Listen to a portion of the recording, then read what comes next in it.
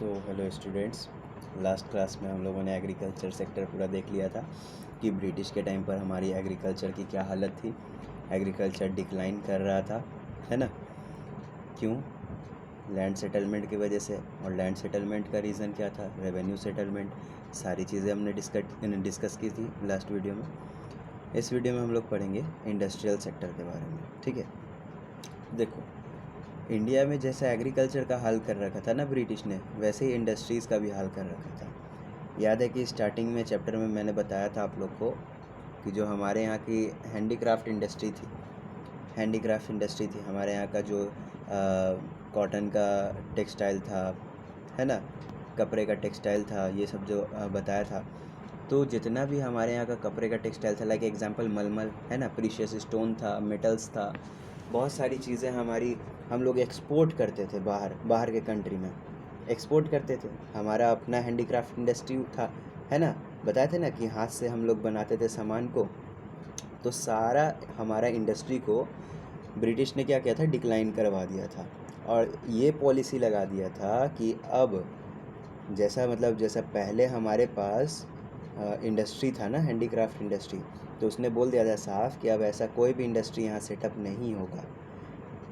समझे बात को?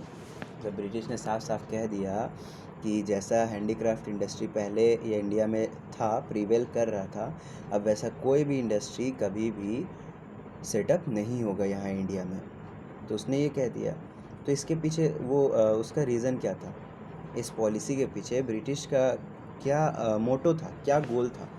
तो देखो, ब्रिटिश का 2 गोल था, ठीक है। 2 चीज़ करना चाहता था, दोहरी नीति अपना रहा था ये। पहला ये क्या पॉलिटिक्स खेल रहा था कि इंडिया पहले क्या था? गुड्स का सप्लायर था, रॉ मटेरियल के साथ साथ गुड्स का भी सप्लायर था। लेकिन अब इंडिया को क्या कर दिया? सिर्फ और सिर्फ रॉ मटेरियल का सप्लायर बना दिया। मतलब ब्रिटेन में जो अब जितनी भी नई नई इंडस्ट्री आएगी ना, वहाँ क्या करेगा? इंडिया सिर्फ और सिर्फ रॉ मटेरियल को सप्लाई करेगा। ये सिस्टम कर दिया। अब पहले हम लोग क्या करते थे? पहले रॉ मटेरियल के साथ साथ हम लोग गुड्स बेचते थे। गुड्स में स्पाइसेस था, क्लॉथ्स था, मेटल था, प्रीशियस स्टोन था, ठीक है। ये जितनी भी चीज़ें थी ना, सब हैंडमेड थी, समझे। हैंडीक्राफ्ट इंडस्ट्री था। और हमारा हैंडीक्राफ्ट इंडस्ट्री वर्ल्ड फेमस था। क्यों? क्योंकि हमारी क्वालिटी अच्छी थी, ठीक है। तो पहली नीति तो समझ में आ गई ना। पहली नीति ये थी कि हमारे को सिर्फ रॉ मटेरियल का एक्सपोर्टर बना दिया था। और दूसरी नीति क्या थी ब्रिटिश की उस पॉलिसी के पीछे कि अब इंडिया में कोई भी इंडस्ट्री सेटअप नहीं होगा?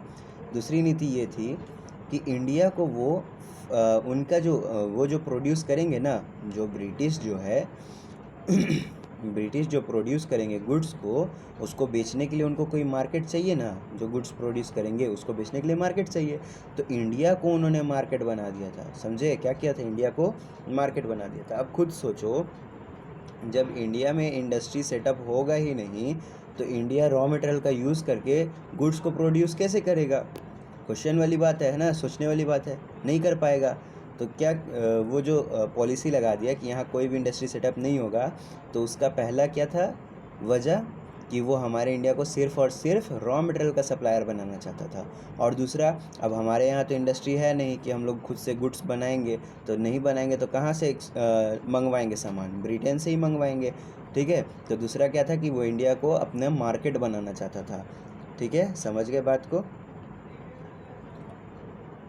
ताकि क्या हो सके, उसके कंट्री का, यानी कि उसके जो ब्रिटेन में जो जितना भी उसका इंडस्ट्री है उसका इंक्रीजमेंट हो सके, मतलब वो ग्रो कर सके, ठीक है। In the unfolding economic scenario, the decline of the indigenous handicraft industries created not only massive unemployment in India but also new demand in the Indian consumer market which was not deprived of the supply of locally made goods. देखो क्या हो गया था, अब जितना हमारा handicraft industry वो क्या किया? डिक्लाइन करवा दिया। हमारा हैंडीक्राफ्ट इंडस्ट्री क्या किया? ख़त्म करवा दिया। तो ख़त्म करवा दिया तो लोग जिसमें इतना जो लोग काम कर रहे थे, अब वो क्या हो गए? अनएम्प्लॉयड हो गए, यानी कि बेरोज़गार हो गए। इनकी तो नौकरी ख़त्म हो गई। और दूसरी बात, यहाँ हम लोग प्रोडक्शन करके अपना जो गुड्स का ज़रूरत था, ठीक है, लोकल गुड्स का ज़रूरत था, उसको पूरा कर लेते थे। लेकिन अब तो ये है ही नहीं, तो फिर ये गुड्स का ज़रूरत कहाँ से पूरा होगा? दिक्कत होगा इसमें, है ना, दिक्कत होगा इसमें। तो ये हमारे को प्रॉब्लम फेस करना पड़ा इंडिया वाले को यहाँ, कि हम लोग को अनएम्प्लॉयमेंट हो गया और हमारा जो सप्लाई था गुड्स का, लोकल गुड्स का, वो सप्लाई भी हमारा क्या हो गया, डाउन हो गया। तो अब ये सप्लाई को मीट किया पता है किसने, ब्रिटेन ने फ़ायदा उठाया। देखो हम लोग जो हैंडीक्राफ्ट बनाते थे ना, जो हाथ का बनाते थे, वो महंगा हुआ करता था, ठीक है, महंगा होता था क्योंकि हाथ से बनता था। ब्रिटेन वाले गुड्स बनाते थे मशीन से, तो उनका जो गुड्स था वो सस्ता हुआ करता था। तो वो क्या किए, ब्रिटिश क्या किए, पहले हमारे मार्केट को डाउन कर दिए ताकि हमारा यहाँ कोई प्रोडक्शन ना हो, ना प्रोडक्शन होगा तो यहाँ के लोग गुड्स का डिमांड करेंगे, तो वो अपना ला ला के सस्ता दाम वाला बेचेगा गुड्स यहाँ, अब बेचेगा पैसा कमाएगा। समझे बात को। तो क्या हुआ कि 19 सेंचुरी यानी कि 1901 से लेकर 2000 तक, ठीक है, ये हो गया 19 सेंचुरी। तो 19 सेंचुरी के सेकेंड हाफ में बहुत सारी मॉडर्न इंडस्ट्री आना शुरू हो गई थी इंडिया में, लेकिन प्रोग्रेस इतना नहीं था। सेकेंड हाफ मतलब 1950 के बाद का हिस्सा, ठीक है। तो बहुत सारी इंडस्ट्री आई लेकिन उनमें उतना प्रोग्रेस नहीं था, वो डेवलप नहीं किया था, ठीक है। तो स्टार्टिंग में देखो कौन इंडस्ट्री हमारे इंडिया में आया था, मतलब इंडिजिनस के बाद, हमारा अपना हैंडीक्राफ्ट ख़त्म होने के बाद, ठीक है। तो कॉटन और जूट टेक्सटाइल मिलाया था, मतलब कॉटन के कपड़े का और जूट के कपड़े का। तो कॉटन वाले में ना हमारे इंडियंस थे मालिक, जो कॉटन वाले में कौन थे, हमारे इंडियन मालिक थे, और जूट वाले में फॉरेनर्स मालिक थे, ठीक है। कॉटन वाला महाराष्ट्र और गुजरात में था, ये ऐसे करके हिस्सा आता है ना, तो यहाँ पर गुजरात है तुम्हारा, यहाँ महाराष्ट्र है, तो यहाँ महाराष्ट्र और गुजरात वाले हिस्से में कॉटन का था जिसमें हमारे इंडियन मालिक थे। और बंगाल वाला जो हिस्सा है जो ऐसे करके आता है, ठीक है, यहाँ पे वाला हिस्सा बंगाल वाला, वहाँ कौन था, वहाँ फॉरेनर का रूल चलता था, मतलब फॉरेनर मालिक था जूट इंडस्ट्री का। इतना समझ गए। और फिर उसके बाद आयरन इंडस्ट्री आया, ठीक है। आयरन और स्टील इंडस्ट्री भी शामिल हो गया हमारे इंडस्ट्री में, हमारे इंडस्ट्रियल सेक्टर में। कब हुआ, 1907 में, जिसको हम टिस्को के नाम से जानते हैं। और भी बाकी सारा बहुत सारा इंडस्ट्री आता गया 1945 के बाद। सेकेंड वर्ल्ड वॉर उसी टाइम हुआ था ना, सेकेंड वर्ल्ड वॉर ख़त्म इस टाइम हो गया था, है ना, 1939 से चला था 1945 तक। तो इस 1945 के बाद बहुत सारा इंडस्ट्री आया, सीमेंट का आया, शुगर का आया, पेपर का आया, ठीक है, लेकिन कोई भी कैपिटल गुड इंडस्ट्री नहीं था। कैपिटल गुड इंडस्ट्री का क्या मतलब होता है, कैपिटल गुड इंडस्ट्री वैसा इंडस्ट्री होता है जहाँ से हम मशीन प्रोड्यूस करते हैं। क्या करते हैं, मशीन प्रोड्यूस, यानी कि ऐसा इंडस्ट्री जहाँ पे हम मशीन बनाएंगे। क्या बनाएंगे, मशीन, और मशीन का यूज़ करके हम फिर बाकी और सारा गुड्स बनाएंगे। समझे, गुड्स बनाने के लिए मशीन का ज़रूरत पड़ता है ना, तो उस मशीन को कहाँ बनाएंगे, कोई ना कोई इंडस्ट्री में बनाएंगे। तो जिस इंडस्ट्री में बनाएंगे उसको बोलेंगे कैपिटल गुड इंडस्ट्री। क्लियर हो गया। तो छोटा मोटा ये जो मैन्युफैक्चरिंग यूनिट जो सेटअप हो रहा था ना, जो छोटा मोटा मैन्युफैक्चरिंग यूनिट सेटअप हो रहा था, वो इतना सफिशिएंट नहीं था कि पहले जो हमारा हैंडीक्राफ्ट का इंडस्ट्री था उसको सब्स्टिट्यूट कर पाए, मतलब उसका जगह ले पाए, और ना ही इसका ग्रोथ इतना अच्छा था।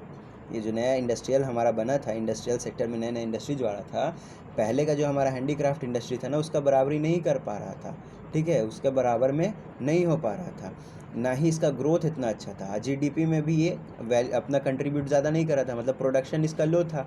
और ऊपर से क्या कर रहा था ना कि पब्लिक सेक्टर के लिए ज़्यादा कुछ नहीं कर रहा था, बस railway, power generation, communication, port, बस इन्हीं सब में, और 2-3 और डिपार्टमेंट है, इन्हीं सब के लिए गुड्स प्रोड्यूस कर रहा था, और बाकी सेक्टर के लिए, मतलब पब्लिक के बाकी वेलफेयर के काम के लिए गुड्स प्रोड्यूस नहीं कर रहा था।